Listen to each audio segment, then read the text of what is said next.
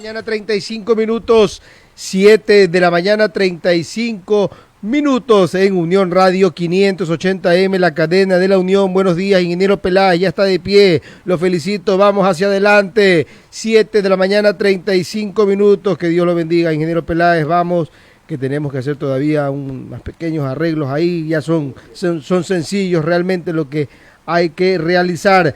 Me avisa Eduardo, tenemos también la participación ya mismo con la señorita asambleísta abogada Johanna Moreira. Ella es asambleísta, me avisa Eduardo, sí, ella es asambleísta por la Izquierda Democrática y cuarta vocal del CAL.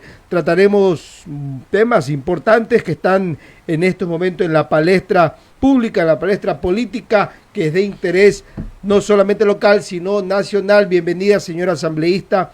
Le saluda Carlos Luis Almeida. Vemos que la Izquierda Democrática que usted pertenece plantea 3 plazos para el aborto. ¿A qué se refiere con esos 3 plazos para el aborto? Bienvenida, señora asambleísta. Muchas gracias a Radio Unión por este espacio, la oportunidad de poder... ¿Sí me escuchan? Sí, adelante, señora asambleísta. Bueno, señorita, no me he casado todavía, pero... Por eso al inicio dije, señorito, señora, es que no la puedo ver, por favor, póngamela ahí que quiero... No la puedo ver. Ahora sí, disculpe, señorita asambleísta. ¿Cómo está? No se preocupe. Bueno, saludarlos, gracias por este espacio, la oportunidad de poder compartir con ustedes, de poder compartir también con el pueblo ecuatoriano que nos está escuchando. Y bueno, una propuesta que le escuchamos el día de ayer, que nace de la Izquierda Democrática, no ha sido una propuesta que ha sido enviada de forma formal, o sea, la Comisión de Justicia como tal, por lo tanto no es una propuesta que se ha estado analizando en la comisión. Es importante que podamos tener conocimiento de lo que emite la sentencia de la Corte Constitucional. Por lo tanto, las segmentaciones no deben ir sin ningún sustento jurídico, científico ni técnico. No podemos nosotros seguir causando esa discriminación que es el fondo de la sentencia de la Corte Constitucional. La segmentación debe darse por justamente una razón válida o lógica.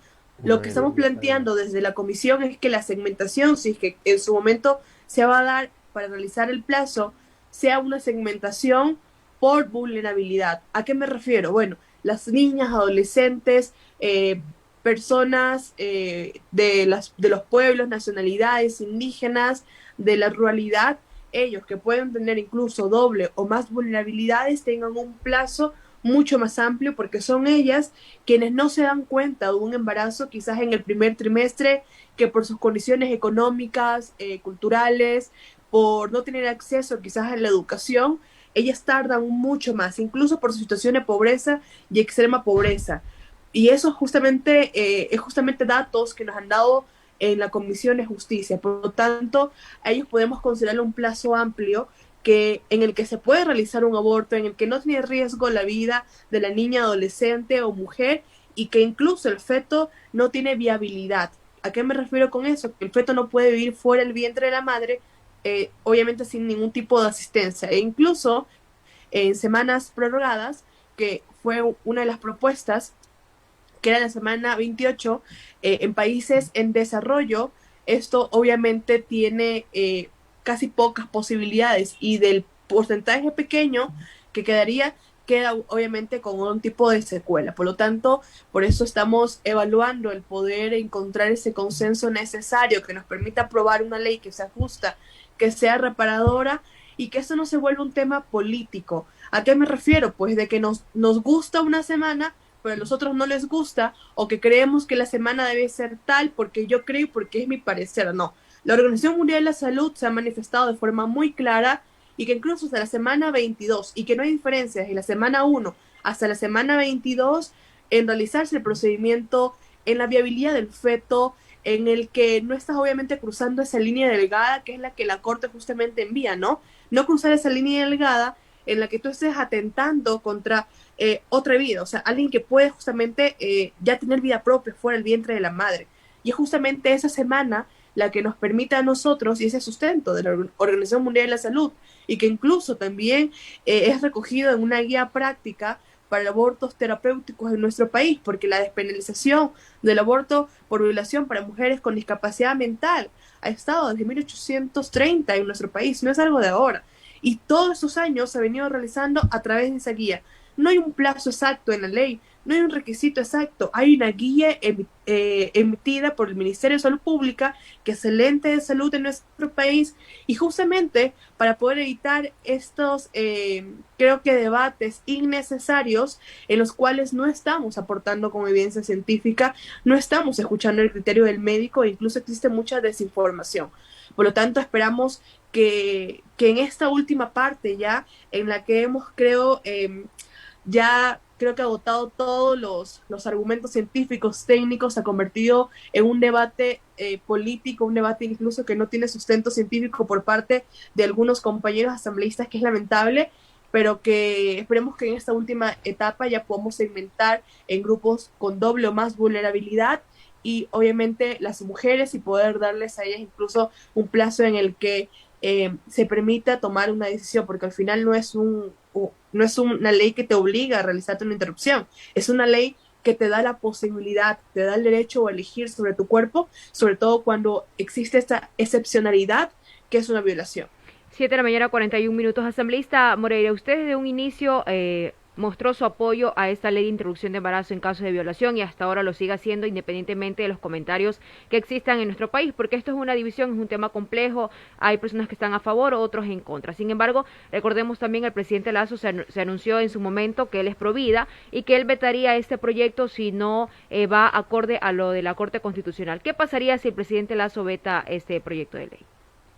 Bueno, comenzando que creo que este nombre de pro vida, todos creo que estamos a favor de la vida, pero hay diferencia entre qué calidad de vida quieren ellos y qué calidad de vida queremos nosotros. Nosotros queremos una calidad de vida que es integral, que no le corte el derecho a seguirse educando, tener posibilidades, a que no forzar maternidades que terminan en suicidios, que terminan incluso en darle muertes a sus propios, que son hijos y hermanos en muchas ocasiones, que son hijos y que son prácticamente, que ¿cómo lo podemos decir? Porque son hijos del propio padre, muchas veces que abusan de esas niñas. Entonces, ahí hay una gran diferencia. Hay quienes solamente les importa la vida en la concepción y hay quienes nos importa una vida integral.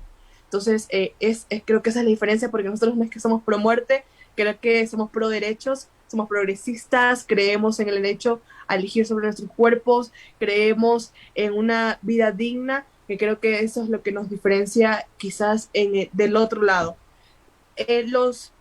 La potestad que tiene el presidente, este veto, que es una herramienta tan importante, no es un veto que debe basarse en un criterio religioso o personal. A Guillermo Lasso se le olvida que ya no es un candidato a la presidencia, sino que es el presidente de todos los ecuatorianos y ecuatorianas, y que sus decisiones deben ir en función de lo que es efectivo para el pueblo ecuatoriano, de lo que se necesita en este momento. Hay decisiones difíciles, complejas, que él debe tener que asumirlas, como las asumió con una ley tributaria que es nefasta y nociva, pues entonces en el momento en el que él pueda dar, quizás puede dejar de un lado un criterio religioso y que pueda, y si en un momento tiene que vetar esta ley, pues bueno, sea un veto que le permita construir, que permita ir un camino, una ley que se ajuste, que sea reparador y que se ajuste a la realidad de nuestro pueblo ecuatoriano. Y con veto de sustento jurídico, no puede ser un veto religioso. Entonces, ahí es lamentable la posición del presidente, porque incluso anunció un veto sin antes en la comisión haber votado un informe para el segundo debate, sin antes tener una ley en sus manos.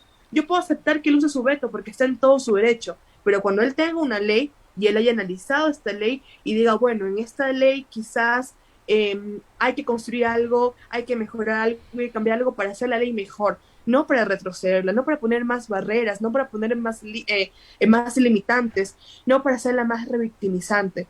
Creo que eso es lo único que siempre lo hemos dicho de forma pública, y bueno, que el presidente también sepa que él en campaña se vio muy a favor de los temas feministas, olvidó mucho en la segunda campaña de su tema antiderechos, y se acercó mucho y justamente mostraba un discurso más abierto a estos temas, a dialogar sobre estos temas, y hoy por hoy, cuando es presidente, se olvida de su discurso en segunda vuelta para ser presidente y se acerca mucho más a esos extremismos que hizo que pierda las campañas electorales a la presidencia en otras ocasiones. Así que creo que es el momento de que podamos nosotros hablar sobre temas que nos incomodan, que nos molestan, que nos motivan y que no se olviden que un electorado joven es quien le dio quizás esta victoria a Guillermo Lasso y que más allá de eso no es que legisle para los jóvenes, que legisle para aquellas víctimas de violencia sexual que tanto necesitan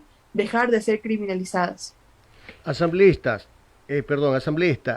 ustedes fueron electos por el pueblo ecuatoriano, ¿verdad?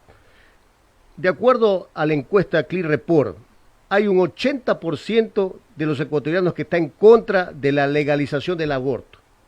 En ese sentido, entiendo que ustedes deben escuchar también a quienes le dieron la oportunidad de estar en la Asamblea Nacional. Y en ese marco, ¿cuál es su apreciación? Un 70% también dice esta encuesta, el 70% de los ecuatorianos considera que la Asamblea Nacional no debe aprobar el aborto por violación. Bueno, yo he sido muy frontal y yo siempre he dicho estar a favor de la despenalización del aborto por violación. Y si la gente que votó por mí conociendo que yo tengo esta postura, entonces votó para que yo pueda ser quizás una minoría, pero incluso las minorías necesitan representación en la Asamblea Nacional. Y creo que eso es lo importante. Yo cumplo con mis promesas de campaña, yo cumplo para lo que fui elegida y obvio que se ha escuchado a todos. Se ha permitido que quien haya solicitado en la Comisión de Justicia ser escuchado, se le ha dado la oportunidad. Y justamente eso, quizás el 70% de la población no se ha sentado a conversar con sus hijas, no se ha sentado a dialogar sobre este tema de la violencia de género que vivimos. Y es que en nuestro país, a pesar de los altos índices de violencia que tenemos, aún seguimos dudando de que las mujeres somos más propensas a sufrir este tipo de violencia, de discriminación. Aún no nos damos cuenta de la situación que vivimos las mujeres en nuestro país, a pesar de ser el 50% más uno. Y ahí es cuando me refiero a tomar decisiones difíciles. Quizás yo en este momento pueda abstenerme de votar por una ley que sea justa, pensando en una reelección, pensando en una cuota política, pero en eso ¿en qué me convierte? ¿En un sábano más? Me convierte en querer ir a calentar un puesto, querer cambiar la realidad que tanta falta hace en nuestro país. Y eso es lo que ha impedido que esta ley se haya aprobado en otras asambleas, que todos los políticos van y se sientan esperando una reelección, pensando qué es lo que le da más votos o qué es lo que le da menos votos. Y creo que esa no es la forma correcta de hacer política en nuestro país. Yo siempre he sido muy frontal y quienes votaron por mí, votaron porque yo tenga esta posición en la Asamblea Nacional. Por supuesto que hay que escuchar a todo el pueblo ecuatoriano para poder construir esta ley, pero que los aportes sean justamente para poder construir una ley que sea mejor, poner en el centro a las víctimas de violencia sexual, no poner a aquellos que están en contra, porque eso no sería la finalidad y el objeto de esta ley. Centrémonos en qué es lo mejor para una niña de 11 años que fue violada por su padre y que hoy tiene en su vientre a su hermano y a su hijo. Pensemos en el momento atroz que ella va a tener que pasar cuando tenga que ser forzada a llevar una maternidad que ni siquiera sabe lo que ocurre con su cuerpo, en su pequeñito cuerpo, que en muchas ocasiones incluso puede morir durante este parto. Y que luego lo que hagamos es, bueno, nació y ya, cumplimos. Y que esa niña tenga que cargar a otro niño cuando ni siquiera tiene el busto formado para poder darle de lactar. Que tenga que, en vez de tener un chichobelo y un muñeco en sus brazos, tenga que tener un hijo y su hermano tratando de buscar la vida. Y que esa niña se le acaba de tener toda su posibilidad de tener de poder cumplir sus sueños, de poder seguir estudiando, de poder seguir siendo una niña, porque ahora es madre de su propio hermano. Entonces, esa situación... Asambleísta, ¿y por qué no ir por leyes más fuertes, sanciones más fuertes para el violador, por ejemplo? Bueno, con todo respeto, el populismo penal en nuestro país ha hecho que estemos reformando el COIP cada 6 meses pretendiendo que elevar las penas disminuyan los delitos. Eso no funciona, no solamente se trata de elevar las penas, podemos hacerlo, yo puedo presentar una propuesta el día de mañana y pongamos... como ocurre en Perú, por ejemplo.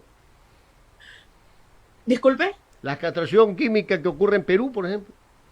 Bueno, las personas que realizan violaciones tienen un problema mental más que hormonal, y eso está comprobado. Ellos no tienen correcta atención en salud mental. Entonces, yo creo que existían muchas propuestas populistas y demagogas que han llegado a un parlamento y que se han aprobado, pero que en la práctica no dan resultados. Si usted me pregunta a mí, ya existe un tipo penal de violación, está tipificado, y eso no ha hecho que un violador vaya a ver un COIP, abrirlo y ver cuál es la pena, porque si fuera así, créanme, pusiéramos las penas más altas, y quizás vamos a hacerlo para que tengan que estar toda su vida en una cárcel, pero el sistema de justicia en nuestro país tampoco funciona. El sistema de justicia en nuestro país, perdón, lo que hace es cuando una víctima de violencia sexual se dirige a una fiscalía, es hacerle todas las preguntas menos las apropiadas. Que si iba sola, que por qué estaba sola, que si era de día, que si era de noche, que cómo iba vestida, que si tú consentiste el acto, quizás lo consentiste, pero luego te arrepentiste. Un sinnúmero de cuestionamientos que revictimizan a la víctima. Entonces hay que pensar de forma integral. Hay que empezar por la educación en nuestro país, que está tan abandonada, que todos hablamos de todo menos de lo que verdaderamente importa. La educación en las escuelas. Tenemos una pésima malla curricular, no nos enfocamos en lo que verdaderamente importa. Seguimos enseñando baldor cuando lo importante es formar a los jóvenes para el futuro, para cambiar el país, para empoderarnos, para hablar de los temas que verdaderamente importan. No tenemos un sistema de rehabilitación social, no tenemos salud mental en nuestro país. Cuando tú vas a un psicólogo en un subcentro de salud, te atiende 15 minutos. Tenemos una de las principales causas de muerte es el suicidio en nuestro país. Entonces hay que pensar de forma integral, ya no pensar en que las penas, elevar las penas, eso no cambia nada. Un delincuente no va, ni siquiera tiene acceso a un COIP, ni siquiera sabe lo que es un COIP. Entonces peor va a ver si la pena es más alta, ya no voy a cometer ese ilícito. Hay que pensar en cambiar un país, cambiar la forma de realizar o de construir esta sociedad. Cuando pensemos en una integralidad para poder resolver un problema, creo que vamos a poder cambiar y vamos a poder avanzar. Eso nos va a tomar 15, 20 años, pero si no empezamos ahora, va a pasar más tiempo y lamentablemente nunca vamos a tener el país que merecemos. Entonces, eso es lo que le puedo decir, porque soy abogada, porque no me gusta mentirle al pueblo ecuatoriano, no me gusta dar propuestas quizás fáciles de decir y que yo sé que en el fondo no van a mejorar absolutamente nada. Asambleísta, otro tema también que se trata desde el CAL, y usted es miembro del CAL, acerca de la Ley de Seguridad Integral y Fortalecimiento de la Fuerza Pública. ¿Cómo se está manejando este tema enviado desde el Ejecutivo? Adelante. Bueno, nosotros si ya calificamos un poquito de agua, señorita asambleísta. Tome un poquito, una limonada. Tome un poquito de agua. Estoy con COVID, estoy pasando el COVID, entonces. Sí, estoy pasando el COVID, estoy mal de la garganta. Bueno, está haciendo bien sí, pero para alejarse un poco del pensamiento del COVID es bueno seguir haciendo las actividades normales. Sí, de hecho, estamos hoy día, y desde el día de ayer, tratando de retomar un poco las entrevistas, pero cuando tengo muchas entrevistas, me comienza a faltar el aire, comienzo a tener problemas en la garganta, pero bueno, disculparán, la verdad. Entendible. Entonces, bueno, ya hasta me hizo olvidar que le estaba diciendo. sobre la Ley de Seguridad Integral. Ajá. Ok, sí, calificamos este proyecto de ley remitido por el presidente Guillermo Lasso. Hay que manifestar que hay muchas figuras repetitivas que ya están en otros ordenamientos jurídicos, temas que no están muy claros.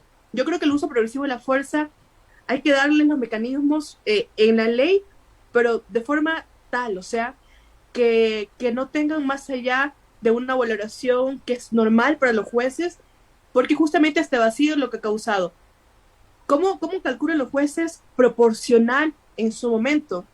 Si un delincuente tiene quizás una arma, que disculpen que no sé nada de armas, pero un arma que quizás tenga mayor alcance que la que los policías tienen, y los policías ni siquiera tienen en su poder justamente esa proporcionalidad adecuada, ¿no? Porque ellos deberían tener todos los implementos para poder calcular, bueno, este delincuente tiene tal arma, entonces yo voy a ir por un arma que sea de la misma proporcionalidad, ¿no? Y alcance.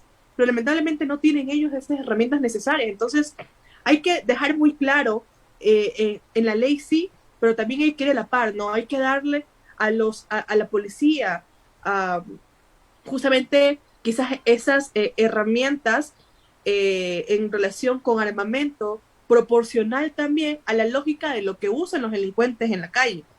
Es la única forma de poder estar a la par, porque si el policía lo único que tiene es un arma en sus manos y quizás lo que necesita en ese momento sea un tolete, o sea, no sé armas, pero hay un tema que como que le manda un tipo de electricidad, no sé, o sea, necesitamos que los policías tengan su armamento también necesario para poder calcular incluso con los delincuentes.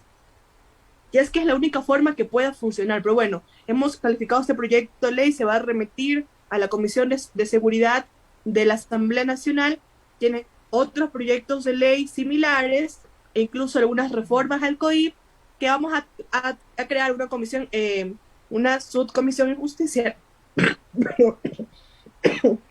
de la mañana con 56 minutos, no se preocupe. Una subcomisión en justicia, y entonces para que pueda estar a la par y pueda estar atento a las reformas que se realicen también del COIP, por ser la Comisión de Justicia, para estar a la par de aquellas reformas que se estén realizando desde la Comisión de Soberanía, para no justamente los proyectos que estamos trabajando en justicia, no crear contradicciones, no estar reformando quizás los mismos artículos o poder crear antinomias en la propia asamblea a través de estas reformas de leyes. Esto es un poquito la metodología que estamos trabajando.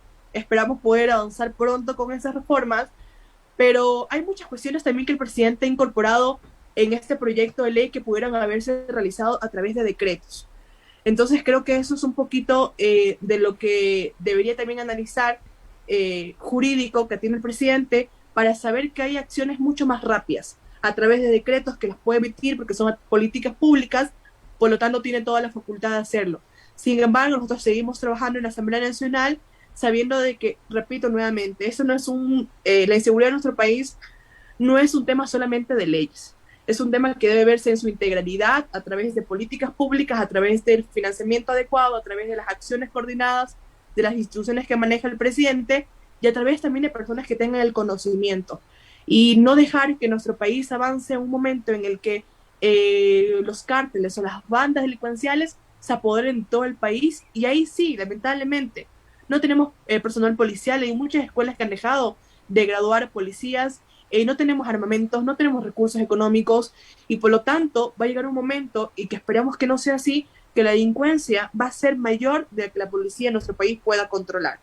Eso es lo que estamos haciendo. Esperamos que también contar con ese trabajo coordinado por parte del gobierno en lo que tiene sus competencias, y no pretender que quizás una ley que toma tiempo construirla sea quizás o se muestre como la salvadora de la inseguridad en nuestro país, porque no es real.